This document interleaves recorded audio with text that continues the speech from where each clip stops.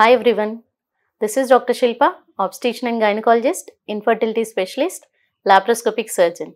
నేను ఈరోజు morning sickness in pregnancy అంటే ఎక్సెసివ్ వామిటింగ్స్ ఇన్ ప్రెగ్నెన్సీ గురించి చెప్పదలుచుకున్నాను. మార్నింగ్ సిక్నెస్ అంటే ఏంటి? యూజువలీ ఎర్లీ ప్రెగ్నెన్సీలో వచ్చేసి మోస్ట్ ఆఫ్ ది మెంబర్స్కి అంటే మొదటి ప్రెగ్నెన్సీలో ఎక్కువ మంది వాంతులతో బాధపడతారు.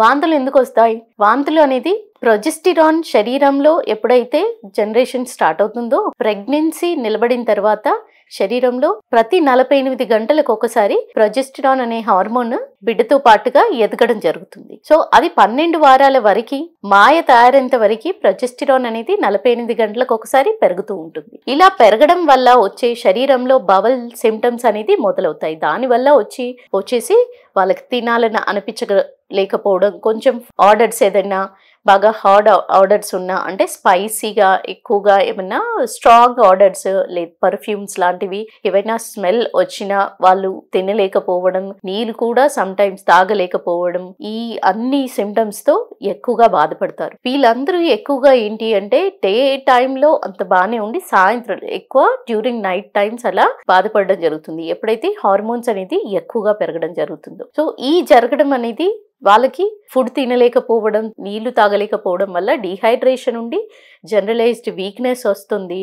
సో వెయిట్ లాస్ కూడా అవ్వడం జరుగుతుంది. మోస్ట్ ఆఫ్ ది మెంబర్స్కి ఏంటి తన పేషెంట్లో 3% ఆఫ్ ది వెయిట్ లాస్ అనేది ఫస్ట్ 3 months పీరియడ్లో ఎక్కువగా ఈ వాంతుల వల్లే చూడడం జరుగుతుంది, తినలేకపోవడం, తాగలేకపోవడం వల్ల. సో ఇలా ఉన్నప్పుడు వాళ్ళకి కావాల్సిన ట్రీట్మెంట్ ఏం చేస్తాము?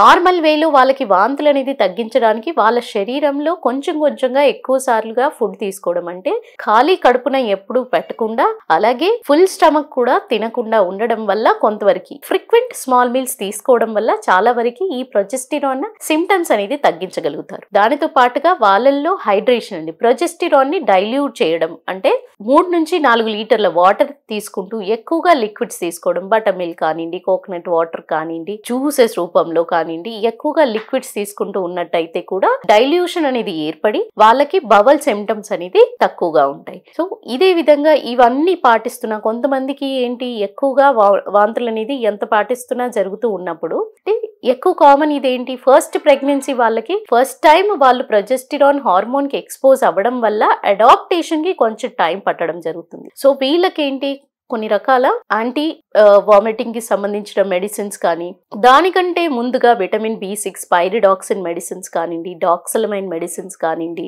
ఇవి ఇవ్వడం వల్ల కొంతవరకు బబల్స్ కి డిస్టర్బెన్సెస్ అనేది తగ్గించి వాళ్ళు ఫుడ్ తీసుకోవడంలో కానీ, వాటర్ తీసుకోవడంలో కానీ, లిక్విడ్స్ తీసుకోవడంలో కానీ ఏ ఇబ్బంది రాకుండా ఉంటుంది. సో కొంతమంది వీటికి రెస్పాండ్ అవ్వనప్పుడు వాళ్ళకి యాంటీ హిస్టమైన్స్ లైక్ ఆండెన్సెట్రాన్ కానివ్వండి లేదా జోఫర్ కొన్ని రకాల మెడిసిన్స్ అంటూ మీరు గైనకాలజిస్ట్ ని కన్సల్ట్ అయినట్టయితే, నేను ఏదైతే వెయిట్ లాస్ 3% వెయిట్ లాస్ వరకు కామన్గా ఉన్నా కంగారు పడకుండా ఉండి అంతకు మించి బాగా వెయిట్ తగ్గుతూ ఉన్నట్టయితే ఏమీ తీసుకోలేకపోవడం, కళ్ళు తిరిగి పడిపోవడం, గిడ్డినెస్ రావడం, బీపీ లెవెల్స్ మెయింటైన్ అవ్వలేకపోవడం, షుగర్ లెవెల్స్ పడిపోవడం, ఇలా జరిగినప్పుడు మాత్రం మీరు డాక్టర్ని కన్సల్ట్ అయినట్టయితే వాళ్ళకి కంప్లీట్గా ట్రీట్మెంట్ ఒక్కోసారి అడ్మిషన్ చేసైనా ఓన్లీ హైడ్రేషన్ మెయింటైన్ చేస్తూ అంటే త్రూ అవుట్ ద ఒక 1 to 2 days వరకు ఏమీ నోటి ద్వారా ఇవ్వకుండా ఓన్లీ గ్లూకోజ్ కానీ ఐవి లైన్స్ అంటారు, ఐవి ఫ్లూయిడ్స్ మీద పెట్టి వాళ్ళల్లో డైల్యూషన్ శాతం అనేది పెంచి కొంచెం కొంచెంగా నెమ్మదిగా లిక్విడ్ స్టార్ట్ చేసి నెమ్మదిగా వాళ్ళకి